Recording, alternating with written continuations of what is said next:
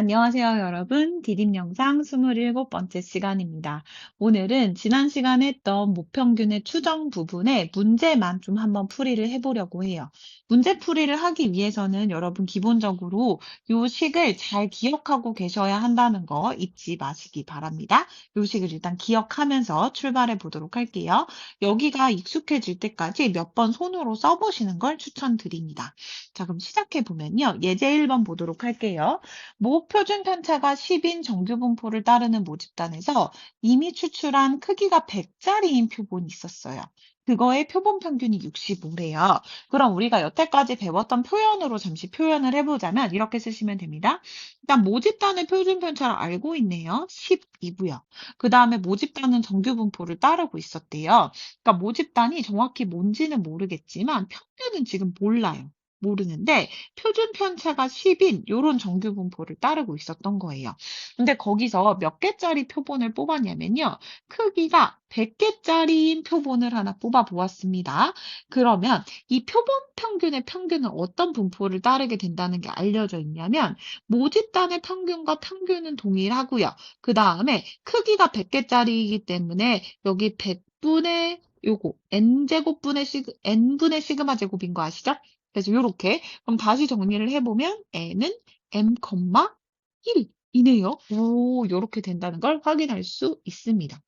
근데 여러분이 그렇게 해서 뽑은 표본평균 하나가 다시 표본평균 하나가 62.5일 때 우리 95% 신뢰 구간과 99% 신뢰 구간을 각각 구해보라는 게 문제예요.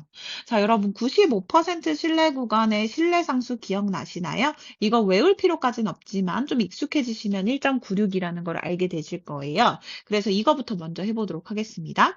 자, 구하는 방식은 이랬어요. 표본 평균의 값 하나, 내가 지금 구한 표본의 평균에서 1.96 곱하기 루트 n분의 시그마를 더하고, 그 다음 표본 평균에다가 1.96 곱하기 루트 n분의 시그마를 더한 거. 요 사이에 원래 모평균이 있을 확률이 95%라고 했어요. 그럼 우리가 지금 알고 있는 걸 여기다 대입을 해볼게요.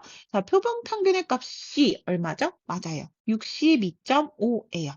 거기서 1.96 곱하기 루트 n분의 시그마를 해야 되는데 우리 루트 n분의 시그마 구해봤더니 얼마예요? 그냥 1이네요. 1. 그래서 여기가 1, 그 다음에 m, 그 다음에 62.5 빼기 아니고 더하기 1.96 곱하기 1. 그럼 그 62.5에서 1.96 뺀 거와 1.96 더한 거 사이에 95%의 확률로 모평균이 있다는 거죠. 그럼 여기는 계산하시면 여기 값도 있네요. 60.54와 64.46 사이에 모평균이 있을 확률이 95%구나 라는 거 확인하시면 됩니다. 자, 계산은 여러분 나중에 빼기니까 그냥 해보시도록 하고요. 더하기 빼기니까. 자, 다음 99%로 가볼게요.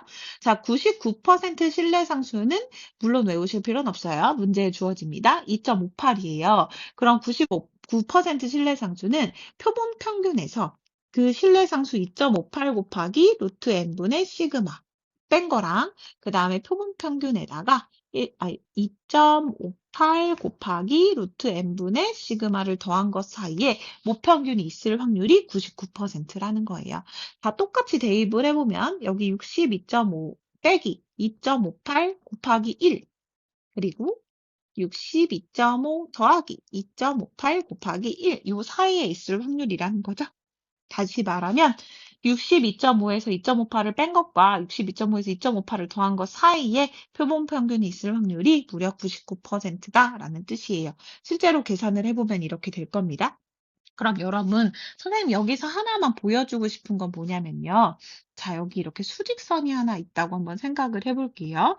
그러면 우리가 원래 처음 구한 표본의 평균 하나는 62.5였어요. 근데 거기서 처음에 1.96 정도를 빼서 여기가 60.54, 그 다음에 1.96을 더해서 64.46 요렇게 만든 신뢰 구간이 하나 있고요. 그 다음에 또 그 다음에는 뭘 생각할 수 있냐면 하나는 2.58을 빼가지고 더 많이 빼죠. 59.92 그 다음에 65.08 요렇게 만든 신뢰 구간이 있어요. 그럼 첫 번째 신뢰 구간은 좀 좁은 대신 여기 좀 작죠? 좀 작은 대신 신뢰도가 95%로 요 안에 모평균이 있을 거야 라고 추정하는 방식이고요.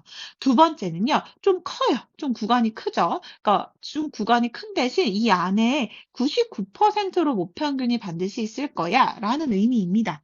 그러니까 신뢰 구간이 작은 게 더 좋은지 아니면 신뢰도가 더 높은지 좋은지 그거에 따라서 여러분이 어떤 방식으로 추정할지를 그때그때 때에 따라 결정하시면 된다는 이야기예요. 당연히 신뢰 구간이 작으면 작을수록 사실 정확한 값을 예측할 수 있기 때문에 신뢰도가 좀 낮더라도 좋게 생각하는 경향이 있고요. 그래서 일반적으로는 95% 신뢰 구간을 99%보다는 조금 더 많이 쓰는 편이에요. 그래서 이런 뉴스에도 이렇게 95% 신뢰도로 많이 나오는 편입니다. 그리고요. 그 다음 예제 2번도 한번 해결해 볼 건데요. 아주 재미있는 이야기를 하나 하고 갈 건데 뭐냐면 선생님, 평균도 모르는데요. 표준 편차를 아는 게 말이 되나요? 하는 생각을 하실 수 있죠. 아주 타당한 지적입니다. 선생님도 그렇게 생각해요. 지금 평균도 몰라서 추정을 하는 판국에 표준 편차를 알 리가 없죠. 수학자들이 그래서 한 가지 더 알아낸 게 있습니다. 모평균의 신뢰 구간을 구할 때 모표준 편차의 값을 알 수 없는 경우가 대부분이에요. 사실 많아요. 이러한 경우 표본의 크기 n이 충분히 크면 모표준 편차와 표본 표준 편차의 값이 거의 같아진대요. 그래서 모표준 편차 시그마 대신 S를 사용해서 신뢰 구간을 구해도 큰 차이가 없다는 게 알려져 있대요. 너무 다행이죠. 그러니까 우리가 구하려고 하는 이 식에 여기에 있는 게 안타깝게도 모표준 편차였는데 이거를 모르는 경우가 대부분이라는 거죠. 근데 모른다고 해도 걱정할 필요가 없는 게 내가 이번에 딱 구한 표본의 평균을 X바 이거 값 구할 수 있잖아요. 이것처럼 내가 구한 표본 평균의 이렇게 표준 편차도 구할 수 있겠죠. 그거를 대신 구해서 여기다가 넣어서 추정을 해도 괜찮다라는 것이 알려져 있다는 거예요. 그래서 이 다음 문제는 그 이야기입니다. 자, 어느 농가에서 생산하는 사과의 무게는 일단 정규 분포를 따른다는 게 알려져 있어요. 이 농가에서 생산하는 사과 중 64개를 이미 추출했고요. 그 무게를 측정했더니 평균이 300g, 그 다음에 표본의 표준 편차가 10g이었어요. 그럼 이거는 여러분 어떻게 생각할 수 있냐면요. 어떤 농가가 있었어요. 거기서 생산하는 사과의 무게는 일단 정규 분포를 따른다는 걸 알고 있었죠. 근데 거기서 몇 개짜리를 뽑았다고요? 평균은 64개짜리의 표본을 뽑았어요. 그럼 이 평균도 다시 정규 분포를 따를 텐데 얘는 어떤 게 알려져 있냐면 모평균의 평균과 똑같고 그 다음에 분사는 64분의 시그마 제곱으로 변신한다는 걸 여러분이 알고 있죠. 그런데 여기서 구한 하나 요거 중에 하나짜리를 뽑았더니 얘의 평균이 글쎄 300g이라는 걸 알고 있고요. 얘로 표준 편차를 구했더니 얼마라고요? 10이라는 걸 알게 되었습니다. 그러면 여러분, 우리 이 10이라는 값을요, 모표준 편차 대신해서 여기다 쏙 넣어서 구해도 괜찮다라는 게 알려져 있다는 거예요. 우리가 원하는 사과 무게의 평균을 신뢰도 95%로 그럼 지금부터 추정을 해보도록 하겠습니다. 자, 그럼 어떻게 할 수 있다는 거냐면, 자, x바 빼기 1.96, 95%니까 1.96, 루트 n분의 시그마와, 그 다음에 x바 더하기 1.96 곱하기 루트 n분의 시그마 사이에 있을 확률인데요. 우리는 이 시그마 대신에 뭐를 쓸 수 있다? s를 쓸 수 있다는 게 알려져 있고요. 여기서는 n이 64니까 루트 n은 8인 걸 확인할 수 있죠. 시그마 대신에 s는 10 쓸 수 있는 거고요. 그러니까 여기가 8분의 10이라는 걸 알 수 있습니다. 8분의 10이면 뭐 4분의 5로 계산하셔도 좋고요. 그러면 x바도 우리가 알고 있죠? 300. 그래서 넣어서 계산을 하시면 돼요. 진짜로.